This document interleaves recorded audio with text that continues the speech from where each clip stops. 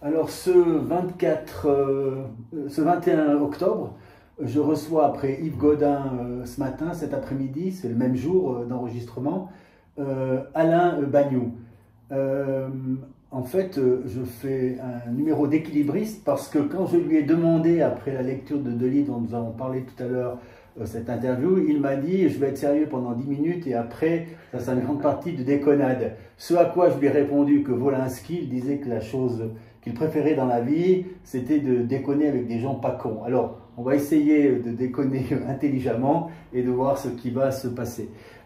Comme avec Yves Gaudin ce matin, je vais d'abord commencer par la fin, c'est-à-dire vous demander de proposer à ceux qui nous écoutent aujourd'hui 3 livres qui vous ont marqué ou que vous pourriez recommander sans crainte de trop vous tromper. Quels sont ces 3 livres? C'est d'ailleurs la seule question, je le répète, que les invités connaissent, les autres ils ne les connaissent pas du tout, et donc on fait du trapèze sans filet. Alors quels sont ces 3 livres? Alors, on va commencer, je les ai apportés. Hein. Je vais les montrer. Voilà, le premier, ouais. Candide de Voltaire. Alors ça, c'est en rapport déjà avec mon activité nourricière, celle que j'ai pratiquée la plupart de ma vie. Là, j'ai arrêté, je suis à la retraite. C'est-à-dire l'enseignement. Chaque année, j'adorais travailler sur Voltaire, sur un de ses bouquins, parce qu'il me semble qu'il a un message assez intéressant à donner actuellement. D'abord, par rapport à toutes les dérives religieuses, c'est quelqu'un qui détestait le clergé, qui trouvait que tout pouvoir accumulé par des gens qui disent qu'ils ont une sorte de vérité, qu'elle soit politique d'ailleurs aussi, une vérité qui n'est pas à l'épreuve des faits, mais qui est donnée par une sorte d'intuition de Dieu ou de transcendance, tout ça c'est des conneries. Et je trouvais que c'est très bien que les élèves entendent ça. Et puis l'autre truc, c'est que c'était un universaliste, c'est-à-dire il croyait qu'il y a un homme universel, un homme, une femme, un être humain universel, qu'il est en gros partout la même chose. Dans Candide, qu'on voit là, il va par exemple au Suriname, il voit en noir un esclave qui pour lui est la même chose. Donc il n'est absolument pas dans ce trip de communautarisme qui existe maintenant, où chacun se réfugie dans une communauté, derrière une essence un peu communautaire, en se définissant par rapport à cette essence. Moi je suis ça, moi je suis ça, bon, etc. Pour lui, tous les hommes sont semblables, ils sont tous égaux, il y a un universalisme qui me plaît beaucoup. Alors, puisqu'on parle de Voltaire, son rapport à l'argent, comment... Ah oui, il aimait beaucoup d'argent, il a gagné beaucoup d'argent. On l'avait accusé d'abord d'avoir gagné de l'argent dans la traite des esclaves, ce qui était une calomnie, il l'a pas fait, mais il était très fort dans l'investissement, la négociation. C'était un homme de droite éclairé. L'argent, on ne peut pas le traiter de gauchiste. Et un deuxième livre que vous proposez. Le deuxième bouquin. Alors, ça, c'est Proust. Là, j'ai pris le temps de retrouver, mais j'aurais pu prendre tous les autres. Proust, c'est mon grand maître. Je le relis tous les 5 ans. Et je me force à ne pas le relire plus souvent, donc j'ai des bornes dans ma vie. Est-ce que comme beaucoup, vous le prenez n'importe où et vous le lisez, ou vous êtes systématique dans la lecture? Je suis systématique, je commence au début, je le termine. Alors parlez-nous un tout petit peu de Proust. De Proust, alors bon, qu'est-ce qu'il y a de génial chez lui? D'abord, à quel âge vous l'avez lu pour la première fois? 22, 23 ans, pour la première fois, avec d'abord beaucoup de difficultés. C'est vrai que c'est assez paradoxal, on dit avec justesse que c'est quelqu'un qu'il faut relire. La première fois, on ne comprend pas grand-chose. Et plus on relit, plus c'est génial. Alors il faut avoir le temps. Mais pour moi, ça rend la vie beaucoup plus belle. Dès que je commence à lire du Proust, je me sens dans du Proust. Et c'est un univers qui est extrêmement poétique. Lui, il me semble qu'il est toujours dans la vie renvoie à autre chose. Ça peut renvoyer à des souvenirs, ça peut renvoyer à la poésie, ça peut renvoyer à de l'art, etc. Mais il y a toujours une sorte de double fond à la vie. La vie n'est pas seulement le truc qu'on vit sans intérêt, mais ça renvoie toujours à des choses intéressantes. Et puis le rapport au style, parce que par exemple, Alain Bagnoud, c'est pas Proust au niveau de la phrase, de la musique de la phrase, de la construction de la phrase, etc. Vous le recommandez aussi, malgré son accès, on va dire, pas si facile? Non, je ne recommande pas qu'on écrive comme lui. Hein. Je crois que chacun doit trouver sa manière d'écrire, c'est lié à sorte de phrasé naturel, de rythme naturel, dont lui, son rythme, c'était ça, il était asthmatique, il soufflait beaucoup, et en même temps, ses phrases, ça souffle, on sent qu'il reprend le souffle, il relance le truc sans arrêt, c'est lié à des choses qui sont personnelles, qui sont liées à la personnalité. Moi, j'ai voulu être guitariste de rock quand j'étais jeune, j'ai fait un autre type de rythme. Mais bon, alors, naturellement que Proust, l'index, le recommande aussi avec un livre fantastique. Et le troisième et dernier livre. Troisième et dernier, alors ça, Yves Veland, ça s'appelle Soft Goulag. Alors là, on est dans l'inconnu, en tout cas pour moi, c'est quoi? Ça a un rapport avec plusieurs choses. Alors d'abord avec c'est une résidence d'écriture que j'ai faite ces 2 dernières semaines à la Chaux-de-Fonds. J'étais dans l'appartement d'Yves Veland, rue de la Promenade 10. Et ça a une référence aussi à mes années d'université. Un auteur suisse? Un auteur suisse. Puisque j'ai fait mon travail de licence sur Yves Veland, mon mémoire de licence. Et c'est un auteur suisse roman qui est un auteur fondamental en Suisse romande. Dites-nous pourquoi, je ne le connais pas, j'ignore jusqu'à son nom. C'est un peu normal que vous l'ignoriez parce qu'il a tout fait pour se faire oublier. Alors, en gros, je résume, il est né en 1925, il a commencé par être communiste au canton de Vaud, ce qui fait qu'il a été interdit d'enseignement au canton de Vaud. Il s'est réfugié à la Chaux-de-Fonds, qu'il a accepté. Qui n'est pas une ville noire, mais plutôt une ville rouge. Voilà, qui a toujours été une ville socialiste, socialo-communiste. Il a passé 10 ans aux États-Unis, où il a enseigné aussi. Il est revenu à la Chaux-de-Fonds également. Il a publié 4 livres seulement, à chaque fois l'objet d'une intense recherche et de beaucoup de travail. Il a mis 14 ans pour faire son 2e livre. Le dernier qui est sorti après sa mort, il y a travaillé pendant 40 ans. Et puis celui-là, précisément, Soft Goulag, l'objet du livre ou le sujet? C'est un livre de science-fiction. C'est un livre de science-fiction qui se passe aux États-Unis, où justement il a passé 10 ans. Et puis le truc, c'est qu'on suit un couple qui s'appelle Adam et Ève. Ad et Ève plus précisément. Ils ne savent absolument pas d'où vient leur nom parce qu'ils sont acculturés. Et ils reçoivent la permission d'avoir un enfant parce que les droits de naissance sont tirés au sort pour éviter la surpopulation. Ça donne lieu à une sorte de jeu télévisé, c'est la grande fête de l'année. Ils ont été tirés au sort, donc effectivement, ils sont fous de joie. Ils vont au jeu télévisé, puis finalement, ils se rendent compte qu'ils se font niquer parce que ça coûte tellement cher d'avoir un droit de naissance qu'ils sont obligés de le vendre. Et on se rend compte petit à petit que seule la classe dominante peut se permettre d'avoir des enfants comme on peut tous se permettre. Et puis ce matin, j'ai parlé avec Yves Gaudin de la régularité dans l'acte d'écrire. Est-ce que vous vous êtes inscrit dans la régularité ou c'est par pulsion momentanée ou c'est vraiment un travail qui s'inscrit dans la durée à des périodes précises et dans des lieux précis? Non, moi c'est régulier. Moi j'écris tous les jours depuis une 40aine d'années, entre 2 et 5 heures par jour. Des périodes de la journée précises? Alors, quand j'étais dans l'enseignement, j'essayais de travailler un peu quand je pouvais, mais je me levais notamment à 5 heures du matin pour bosser. Maintenant, c'est un peu plus facile pour moi. Bosser pour écrire ou bien pour les corrections? Non, pour écrire. Pour écrire. Les corrections, c'était à d'autres moments. Maintenant, je bosse dans des bistrots, ça m'inspire. Alors, Yves Gaudin disait aussi, il y a des gens qui ne comprennent pas ça, moi je comprends ça tout à fait, on peut écrire librement dans un bistrot et on se sent vraiment. Et comment vous ressentez alors l'écrivain, parce que j'en ai rencontré aussi, qui disent « Ah non, surtout pas, il faut que j'aille vraiment une sorte de bulle silencieuse, que je sois chez moi, dans un bureau, ou bien pour le faire ». Comment vous expliquez cette différence qui est vraiment importante, quoi. Ouais. Bah, ils ont besoin de se concentrer. C'est difficile de dire ce que sont les autres écrivains. Alors pourquoi le bistrot finalement? Voilà, comme vous le savez, pour terminer ça, l'intérêt d'être artiste, c'est d'être soi-même différent, donc chacun a ses propres types de fonctionnement. Mais c'est vrai que pour certains, l'écriture est un acte un peu sacré, donc ils doivent être dans le silence, ils allument des bougies ou de l'encens. C'est inspirant le bistrot, le café.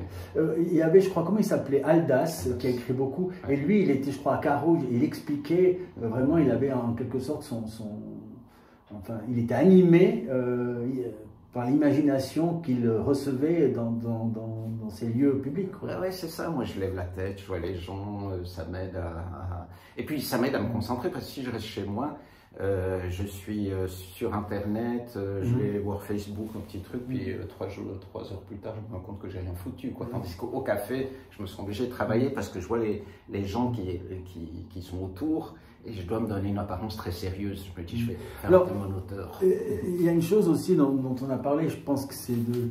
là, je présente un des livres dont on va parler tout à l'heure, c'est de la part du Vengeur occulte, mais c'est pas pour le livre que je le présente, c'est... vous finissez, vous avez tapé, vous l'avez lu, relu, etc.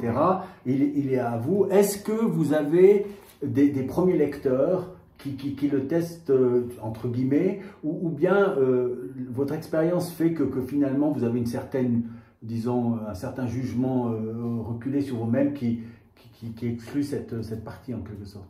Alors ça dépend de mon évolution au début. Celui-là, on va parler de celui-là. On va parler de celui-là. Non, celui-là, alors, je l'ai fait lire juste au dernier moment à ma femme. D'accord. Une fois que la dernière version était finie. Mais je l'ai travaillé longtemps. Moi, j'ai une méthode qui consiste à avoir en général 3 manuscrits sur au travail en même temps. Bon, pas la même journée, mais je passe 3 ou 4 mois sur un, 3 ou 4 mois sur l'autre. Quand j'étais à l'intérieur de ces 3-4 mois, vous pourriez passer la même semaine, par exemple, sur 2 objets livres. Ah non, quand même pas. Non, je révise complètement mon texte, je le mets dans un tiroir, parce que, évidemment, quand je l'ai révisé, pendant que je travaille, je dis c'est génial. Quand je le relis, je me dis c'est nul. Et pour éviter la dépression et la page blanche, je ressors un autre texte. Donc avant l'éditeur, là, on peut dire un seul lecteur. Oui, un seul lecteur. D'accord. Ouais. Et il y a un autre sujet qui a été abordé avec Yves Gaudin ce matin que je trouve assez important. En quelque sorte, l'écriture doit être ou non, c'est la question que je pose, une nécessité pour l'écrivain, et que s'il n'y avait pas cette nécessité, un besoin intime en quelque sorte, il vaudrait mieux ne pas écrire. Est-ce que vous vous situez dans ce champ-là ou bien pas? Alors pour moi, c'est une drogue dure, exactement la même chose qu'une drogue dure, avec les trucs de manque quand j'écris pas, le besoin, la satisfaction quand on le fait.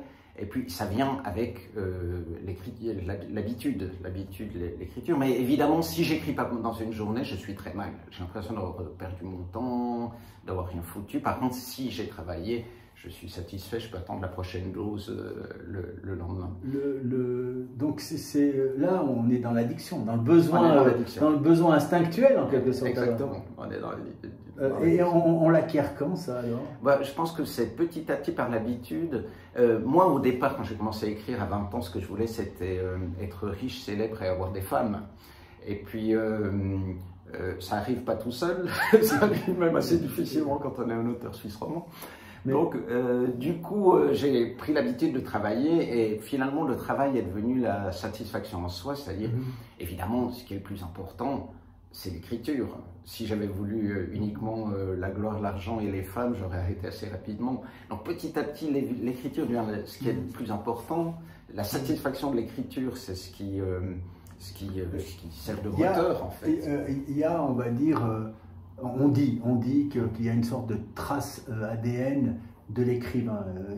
Je vais même recevoir prochainement quelqu'un qui a créé un logiciel en quelque sorte qui peut détecter qui a écrit parmi s'il a des ouvrages de base, de référence. On va parler de vos 2 derniers livres, je crois que c'est les 2 derniers. Ouais. Ça, c'est il y en a encore un qui vient de sortir. Mais le prochain, c'est quoi? Alors, il s'appelle L'amant de la déesse Lune. Il est en librairie depuis quelques jours seulement. L'amant de la déesse Lune. L'amant de la déesse Lune. Chez BSL ou... Non, chez à l'Air, aux éditions de l'Air. Aux éditions de l'Air. Alors, ok. Alors là, on va parler des 2 précédents, je pense. Alors, des 2 précédents, c'est de la part du Vengeur occulte, qui est un roman policier, et puis la vie suprême. Mais je me dis que cette question d'ADN, elle n'est pas évidente quand on prend. C'est vous qui avez écrit les 2 livres. Alors, est-ce qu'il y a un ADN entre ces 2 ouvrages? Je parle qu'au niveau stylistique. Parce qu'il y a des gens qui prétendent qu'en quelque sorte, on peut détecter assez facilement l'auteur. On devine bien que si on avait une machine qui est au milieu de n'importe quel livre de Proust, on verrait que c'est du Proust. Et puis, est-ce qu'il y a un lien là, au niveau que stylistique, je ne veux pas me parler du sujet, entre les deux là? Alors, pour vous. Je fais une petite citation. Kundera, dans un texte théorique qu'il a écrit qui s'appelle L'art du roman, dit qu'il y a deux types d'auteurs. Il y a les écrivains et les romanciers. Les écrivains, dit-il, on les reconnaît dans tout ce qu'ils font, qu'ils écrivent un roman, un essai, un article de journal, ils ont toujours le même style parce qu'ils ont une sorte de personnalité comme ça qui s'impose à travers le style. L'écrivain, il donnait l'exemple de Sartre. Et le romancier, dans lequel il se mettait lui d'ailleurs, c'est quelqu'un qui peut adopter des tons différents d'après chaque roman, d'après ce qu'il a envie de faire passer.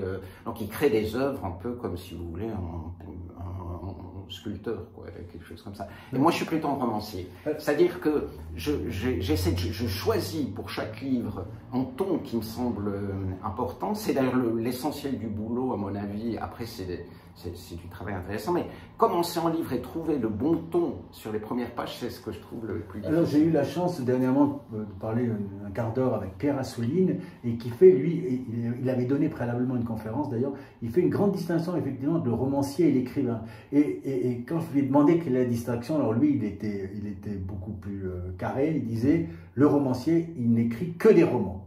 Et l'écrivain, il peut écrire n'importe quoi, il peut être éditorialiste, il peut être des documents scientifiques, etc.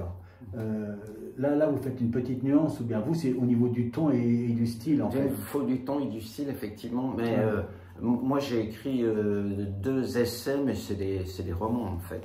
C'est pas des vrais essais, quoi. Ouais. Et j'ai cru comprendre, donc de la part du Vengeur occulte, c'est le prix du polar roman, qui est édité donc chez BSN Press. D'ailleurs, BSN Press avait les autres deux autres à côté. Ouais. Je sais qu'il y avait Les Inexistants de Catherine Roland. Je n'ai pas lu le 3e.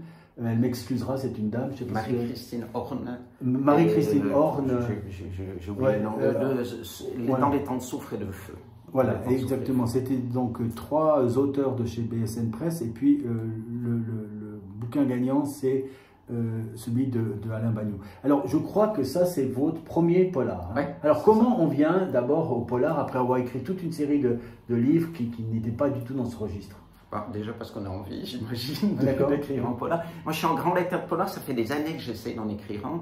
Et j'ai commencé plusieurs textes et ça n'a jamais abouti.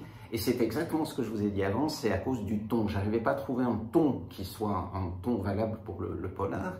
Puis là, soudain, j'ai trouvé quelque chose qui me convenait, qui était avec un peu de distance, d'ironie, de 2e degré. Et là, je me suis dit, oui, ça fonctionne. Donc là, j'ai réussi à le terminer. Mais il y a eu plusieurs tentatives avant, choses comme ça. Après, pour moi, le polar est... Ça, c'est pas une commande, c'est un désir. Non, c'est un désir. C'est un désir. Ouais. Mais après, c'est pas tout à fait la même chose que le roman blanc.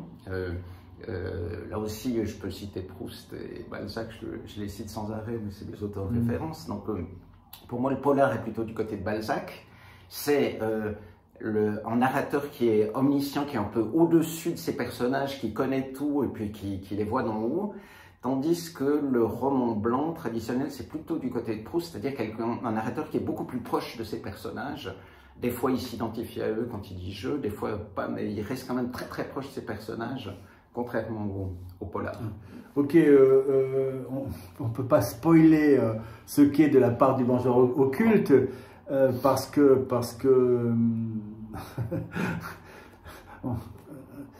mais je dirais déjà, c'est la description, en arrière-fond quand même, du Genève calviniste, bancaire, international, et disait dans ces milieux un peu glauques. Est-ce que je traduis un peu l'esprit de ce livre bien? Un peu glauque, mais des fois on peut friquer. Il y a aussi des galeries d'art. Il y a des galeries d'art. C'est glauque.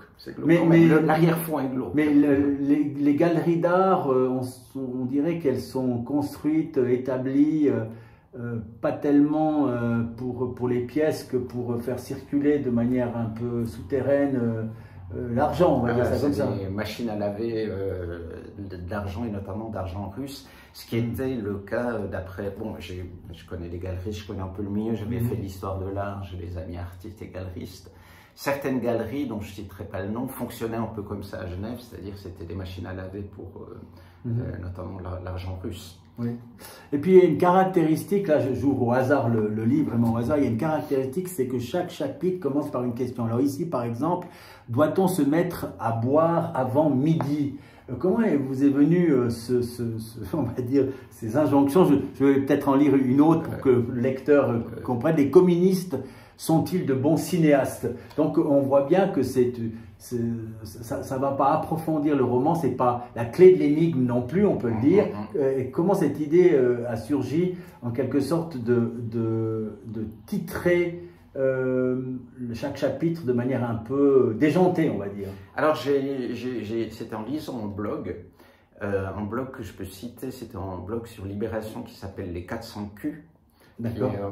Un blog autour du sexe donné par une dame, c'est très sérieux, hein, attention, il n'y a pas d'image et de trucs comme ça. Et chaque fois, ça commençait par une petite question comme ça.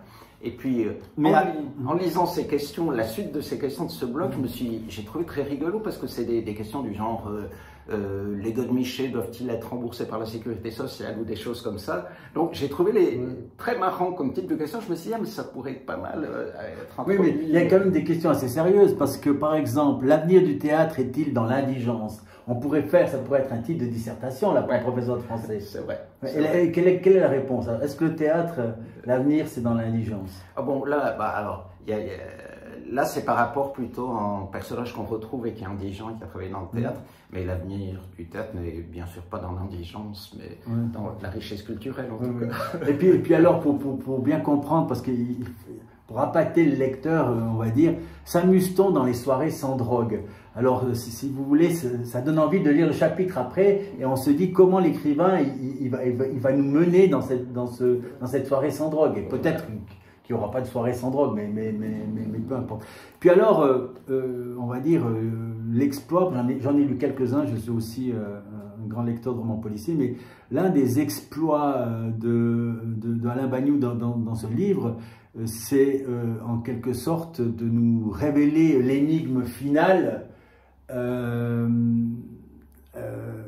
qui pourrait déboucher sur d'autres romans peut-être, non pas dans le dernier chapitre, non pas dans le dernier paragraphe, mais dans le dernier mot. Et il y a cette logique-là, cette idée, elle vous est venue en cours de lecture, ou bien en cours d'écriture, ou bien c'était inscrit au moment où donc je veux juste lire le premier paragraphe ici. Faut-il coucher avec celle qui vous annonce la mort de son compagnon? Delphine est arrivée chez Alexandre un dimanche, elle sortait des locaux de la police, boulevard Karl Fox, où on l'avait interrogée pendant 7 heures, désemparée, perdue, qu'est-ce qu'elle fait? Elle va chez Alexandre. Alors naturellement, moi qui ai passé 6 années de ma vie à Genève et au boulevard Karl Fox, j'étais assez motivé pour lire la suite, non pas pour savoir comment on couchait avec une dame au moment où celle-ci annonce la mort de son père, mais finalement, quand on commence ce livre à ce moment-là, est-ce qu'on a la solution de l'énigme finale à ce moment-là? Chez vous, est-ce qu'il y a un plan précis ou bien pas? Parce que j'ai pas l'impression. Moi, en lisant ça, j'ai pas l'impression. Non, ça s'est constitué petit à petit. J'avais une idée globale sur l'ensemble des choses, mais moi, je suis pas de ceux qui font plan précis, chapitre après chapitre. D'accord. J'ai l'idée générale, je vois où ça va mener, je vois comment ça va se dérouler, mais l'écriture amène aussi des surprises. Oui, mais alors, il y a une sorte dans le bon sens du terme, une sorte de jouissance finale de l'écrivain qui ne connaît finalement pas l'énigme qu'il va proposer au lecteur. Qui découvre en même temps que le lecteur, en quelque sorte. C'est peut-être pour ça que ce livre-là a obtenu le prix, parce que c'est un exercice de maître, mais en réalité pas planifié. Ça me plaît beaucoup, etc. Je vous recommande aussi les 2 autres livres. J'ai lu personnellement, il y a une critique, celui de Catherine Roland, Les Inexistants, qui est... voilà, je crois qu'il y a également une critique à l'index sur le 3e livre, mais que je n'ai pas lu, de Marie-Christine Horn, dont on rappelle le titre encore une fois.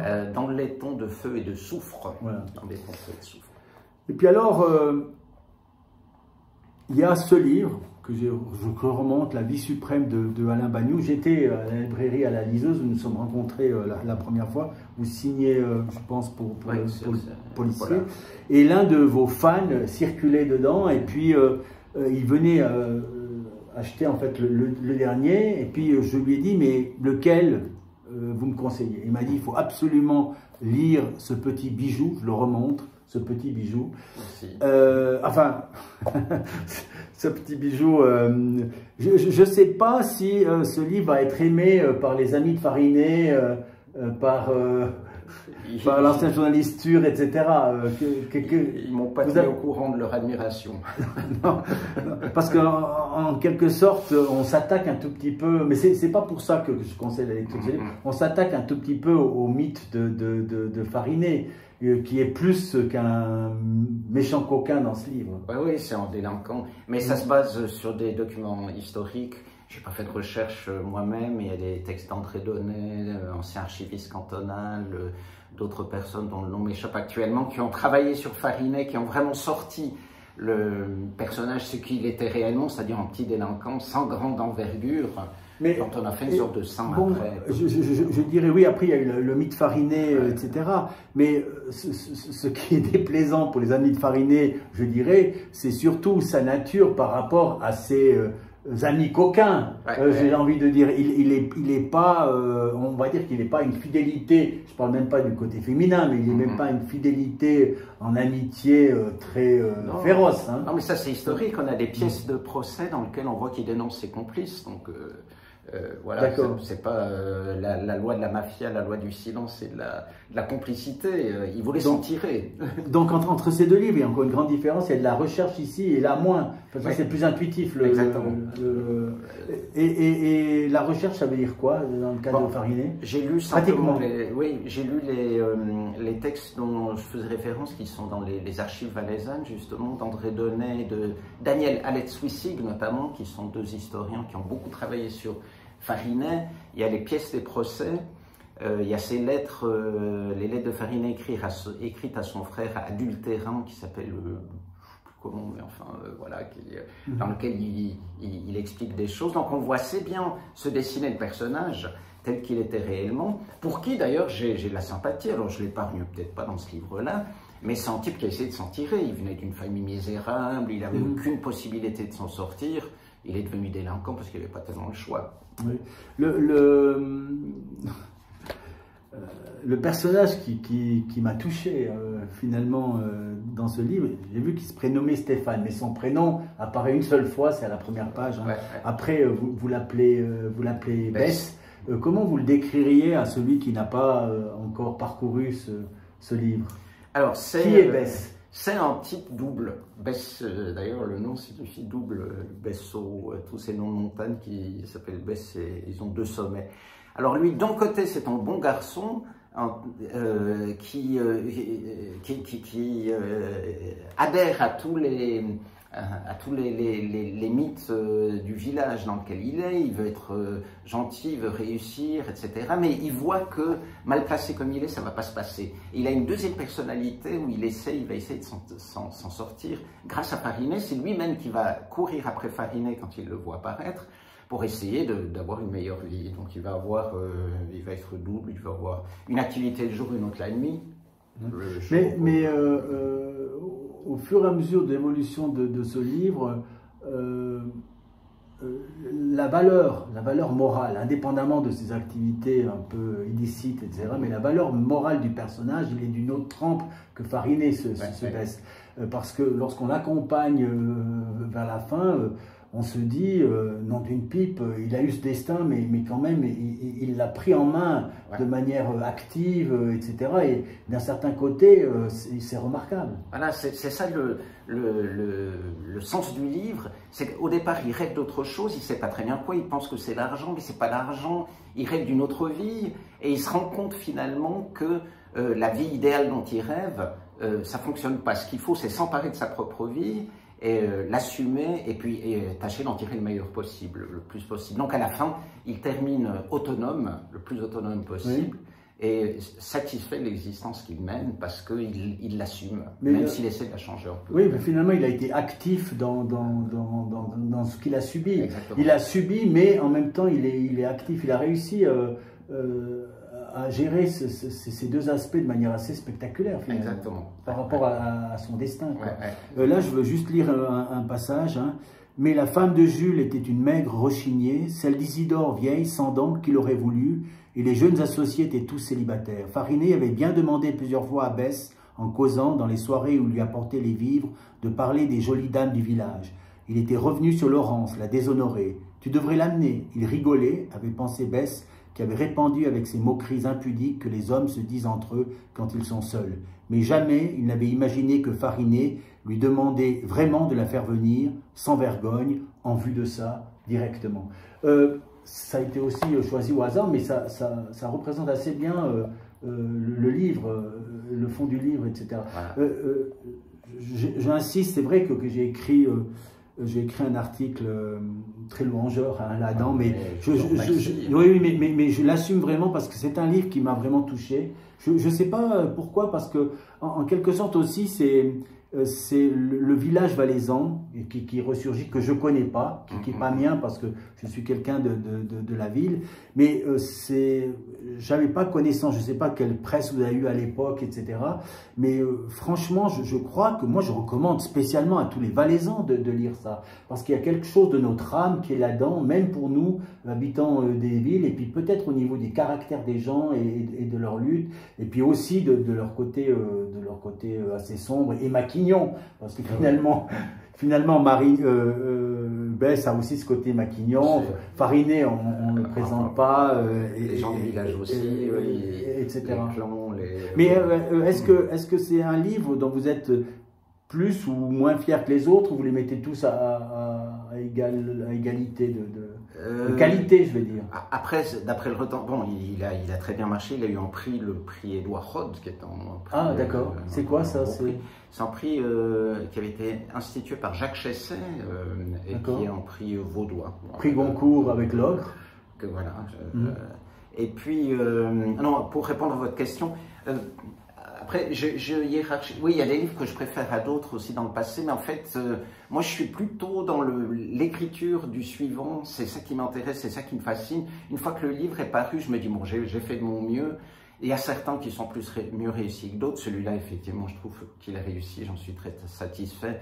Il y a d'autres où je me dis, bon, t'as un peu foiré ton coup, quoi. Bon, mais les premiers lecteurs, quand ils ont lu ça, c'était quoi leur impression?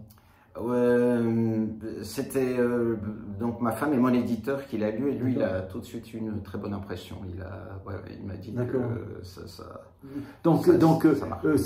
Si je vous dis que je mets des degrés de qualité entre guillemets entre ces deux livres, ça vous choque pas alors? Pas du tout. C'est non. Non. Alors Yves Godin, il nous disait ce matin que il abandonnait la phrase, mais aussi le livre, au moment où il pensait pratiquement qu'elle était plus de lui. Il y avait une sorte de qualité intrinsèque à la phrase qui était telle. Est-ce que vous êtes aussi sourcilleux dans la correction, dans la précision, etc.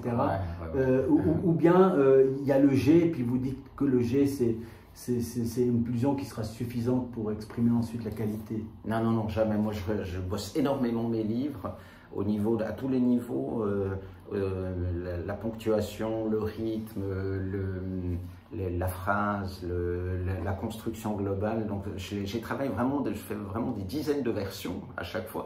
Et je vous ai dit, quand je reprends tous les textes au bout de 3 mois, je les révise en entier du début à la fin.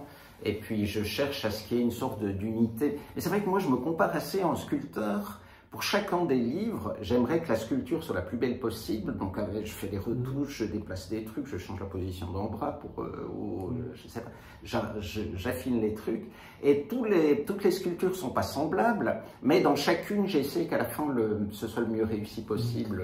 Et ça me demande beaucoup de travail. Je ne suis pas très doué. Moi, j'ai une question au professeur de français, pas à l'écrivain, à l'auteur, à une profession de français. J'ai pas une formation académique littéraire, je suis un assez grand lecteur selon les périodes, j'ai lu pas mal. Et est-ce que je me trompe totalement? Est-ce que je suis complètement à côté d'un mauvais instinct,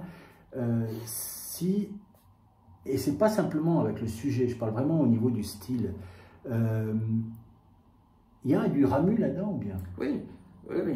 Alors déjà, parce que Ramu, c'est celui qui a parlé le premier du village valaisan, donc c'est un peu le modèle fondateur. Ouais. C'est comme si vous voulez parler de ça vous a l'argent, inspiré, par exemple, en prenant ça ou bien pas? Alors, il y a quelques passages dans lesquels j'ai consciemment fait des petits pastiches de Ramu.